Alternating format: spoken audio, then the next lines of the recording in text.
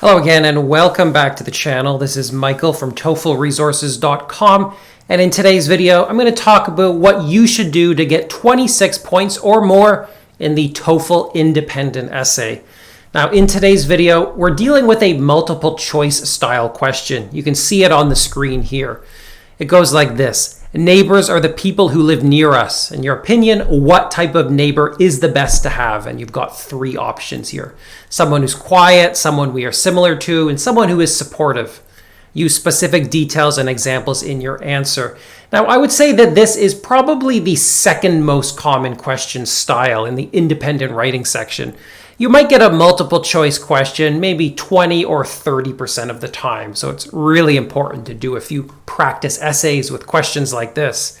Now, students always ask me, is it okay to pick more than one option when I'm answering the question? And my answer to that is, I don't know. I really don't. Sometimes it seems like students can get away with that. Other times it seems like students can't get away with that and maybe they get a penalty for picking more than one choice. So my general advice is that, yeah, you should only pick one option. The only exception to this, and this is pretty rare, sometimes at the bottom of the question on test day, it will say it is okay to pick more than one choice. If it says that, go ahead and pick more than one if you want. All right, let's get right to the essay. Now, every good TOEFL essay starts with an introductory paragraph, and you can see mine on the screen here. I'll read it out. Our lives can certainly be affected by the people in our neighborhood, even if we do not interact with them on a daily basis. In my opinion, it is critically important to have neighbors that are very supportive of us. I will explore the reasons why I feel this way in the following essay. And that's it for the introduction. It's pretty short and sweet. Now, at the end of the video, I'll kind of give you a structure or a template you can use, but right now, I just want to discuss what I've put into this one. Now, you can see it begins with what I call a hook. Some people call this a background sentence. It just sort of introduces the general theme of the essay, which is our neighbors and the effect they have on our life. It doesn't state my choice, right? I haven't picked something yet. I've just given a little bit of background about the topic. In the next sentence, I give my main opinion, my thesis, and my opinion, and then I pick one of these choices, and I make my choice very, very clear. There is no doubt what my choice is here. I've chosen people who are supportive. And then in the final sentence, I have a transition. I say I'm going to explore the reasons why I feel this way in the following essay. And you can basically memorize something that's grammatically correct, and you can use it in every single essay you write. Now, I have not mentioned my two supporting reasons here in the introduction. I feel that's not required. I've had students get 26 points. I've had students get 30 points without mentioning the reasons here. Some teachers will recommend you do that, and that's fine, but I just don't think you have enough time for a really long introduction. You just want to have 3 quick sentences, and that'll give you more time to write good body paragraphs. So let's talk about those body paragraphs. Here's my first one. It starts with a topic sentence.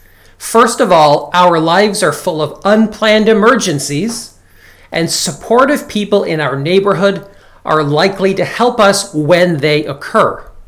Now, I said that's my topic sentence. And the topic sentence is meant to do 2 things. First of all, it's meant to state my first supporting reason. The first reason why I think that supportive neighbors are the best to have. And the other thing it's meant to do is it's meant to summarize the rest of this body paragraph. So when I read this, I know that the rest of the body paragraph is going to be about supportive people helping us in unplanned emergencies. I know that the explanatory section is going to be about emergencies, and I know that the personal example is also going to be about getting help in emergencies. That's key. You want a really clear topic sentence that makes it very obvious what the rest of the paragraph is about. Okay, up next is the explanatory section of the paragraph. Here's what I wrote. Oftentimes, the people living close to us are the only ones who can provide essential assistance when things go terribly wrong. So this is one sentence that just kind of expands upon what I said in the topic sentence. This is what I call in my guides and my templates the explanatory part of the paragraph. This can be one sentence, it can be two, it can even be three, but basically it does have to be there. You can't just write 0 sentences in this part of the body paragraph. You need some explanatory stuff. After that, I jump into the personal example, and I've underlined a few things I'm going to try to remember to talk about after I finish reading it. In this case, I wrote, for instance, my family experienced a major house fire several years ago. It was a traumatic experience that happened in the middle of the night, and we lost many of our personal belongings. No one was injured, but we suffered an extreme amount of emotional trauma. However, the damage was reduced thanks to the quick thinking of a compassionate neighbor who immediately called the fire department when he saw what was happening, and who also provided us with clean clothes, food, and a place to stay for the night. This example demonstrates how important it is to have kind and supportive neighbors when a crisis happens. All right, so let's talk about this personal example. First of all, it's very clear that it is an example of exactly what I mentioned in the topic sentence. What else have I done here? Well, I've begun it with a transitional phrase, for instance. You could say something like, for example. This makes it clear that you're beginning the personal example, and it's going to kind of give you maybe a few more points for your use of discourse phrases, because the TOEFL e-rater technology is specifically programmed to look for phrases like for instance, I should say, pardon me.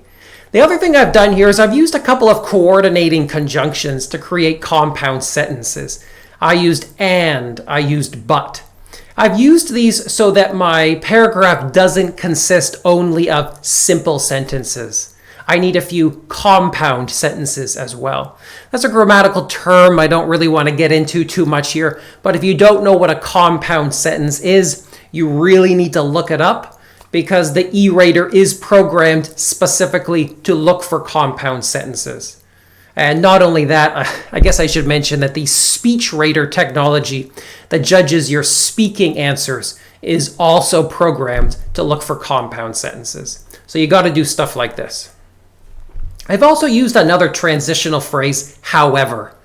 That's another thing that you need to do or you're going to get a penalty. And by this I mean however, therefore, for instance, for example, moreover, as a result, those sort of discourse phrases. I've put those in all my essays. I've mentioned them in all my videos. They're really, really critical. You need to use those. At the end of this paragraph, I've included what I call a summing up sentence. This is not part of the personal example. It basically repeats the argument in the topic sentence, just in a different way, using slightly different words. This example demonstrates how important it is to have kind and supportive neighbors when a crisis happens. Again, what I'm saying here is that my first reason for wanting supportive neighbors is that they're good in emergencies. Now, this sentence is optional. As you'll see at the end, this essay is a fairly long essay. It's actually longer than I usually recommend, and that's mostly because I've put in this summing up sentence. This can help your structure, and it can probably increase your score, but it's not mandatory. You can still get 26 points without having a summing up sentence like this. And as you'll see, I didn't bother putting one into the second body paragraph. But it is something you should keep in mind if you're capable of writing one. If you have enough time, try to repeat the argument at the end of the body paragraph. All right, I'm not going to read the whole second body paragraph, but you can pause the video and check it out if you want, and I'll put a link to it, to a website version in the video description. But the second body paragraph goes pretty much the same as the first one. I start by stating my second reason, and I put that in a topic sentence that's very, very specific and very, very clear. Following that, I have just one explanatory sentence. In some of my essays, I do have two, but one thing I always tell my students is to emphasize the personal examples. They are so much easier to write. If you want to get a high score, you need to make fewer grammatical mistakes. And if you want to make fewer mistakes, you should focus on what you do well. And that is probably writing personal examples.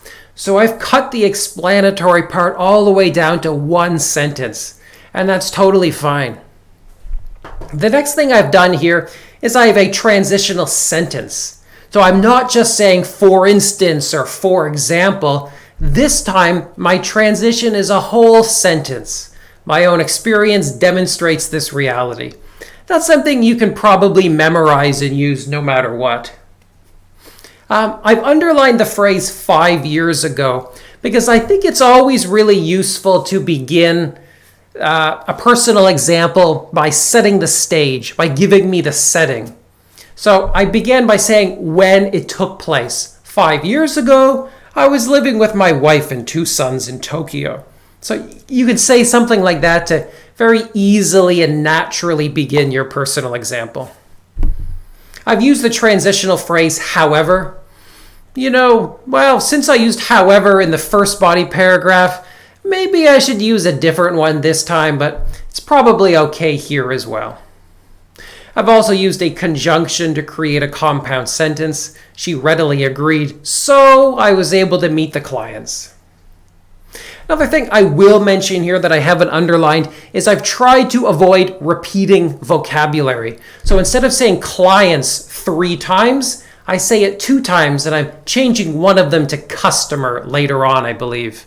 So you want to avoid repeating words as much as possible. To get the highest possible score, you do need a wide range of vocabulary. The E-Rater technology is programmed to count up the total number of different words you use. So if you're using 400 words in total and you've only got 200 different words, that might be a problem. If you've got 300 different words, you're probably going to score a little bit better. All right. The essay ends with a conclusion. I like conclusions that are short and sweet.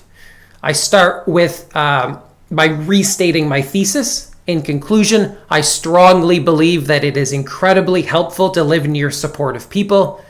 And then I finish by just restating my 2 reasons. This is because such people can help us handle life's unexpected emergencies and can make it easier to deal with both family and work obligations. Now, this is kind of one of the reasons why I don't recommend repeating the reasons in the introduction, right?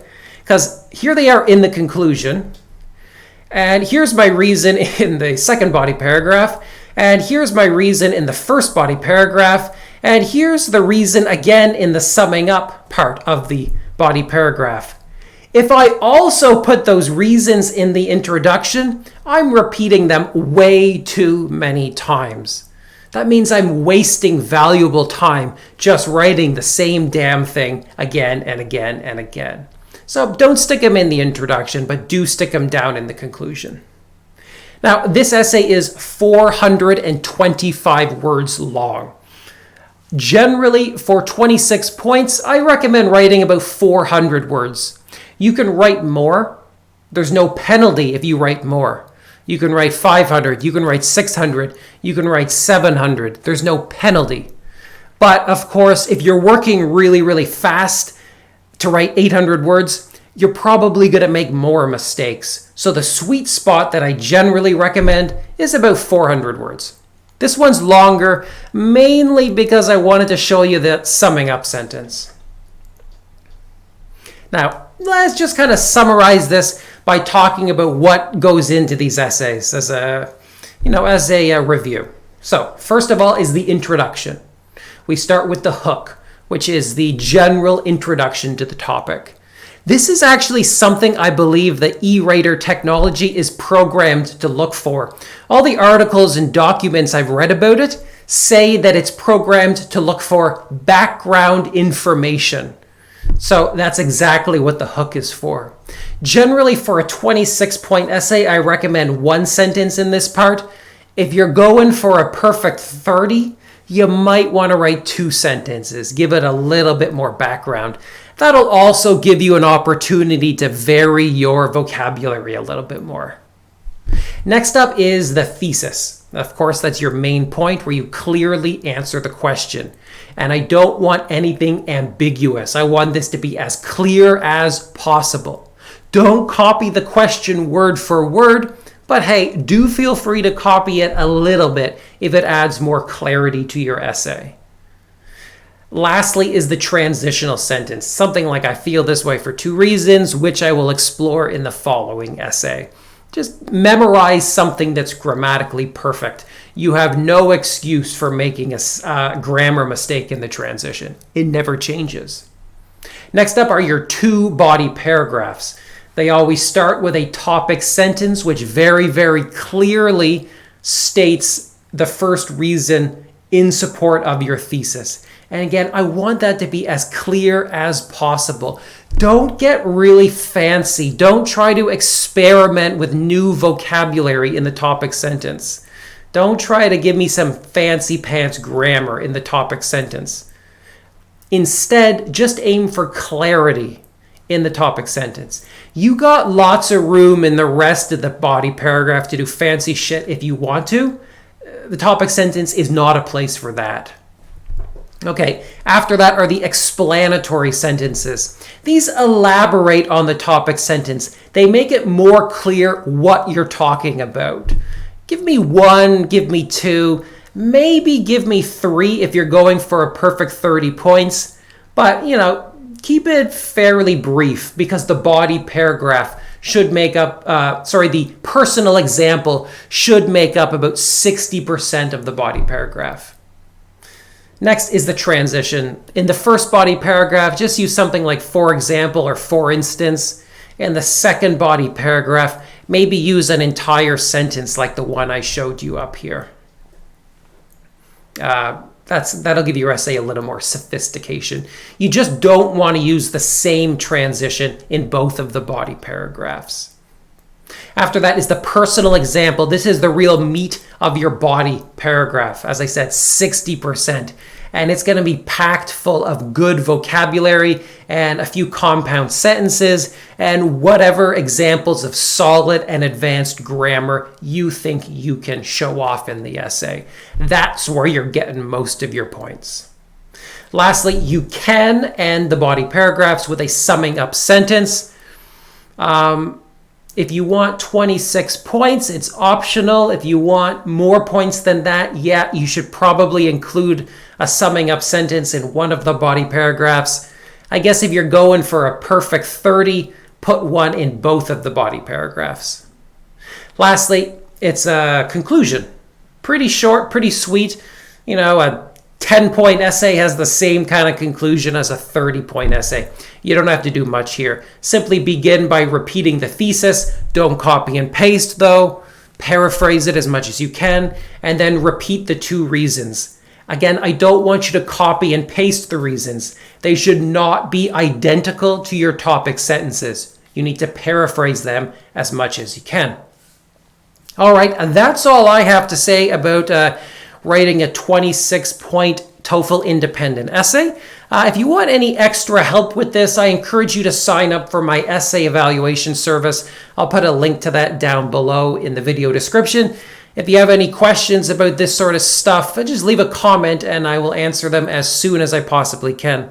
All right, I'm going to leave it at that, but come back to the channel maybe next week and I'll try to give you another essay to study from. Take care. Till then, guys, I'll see you then.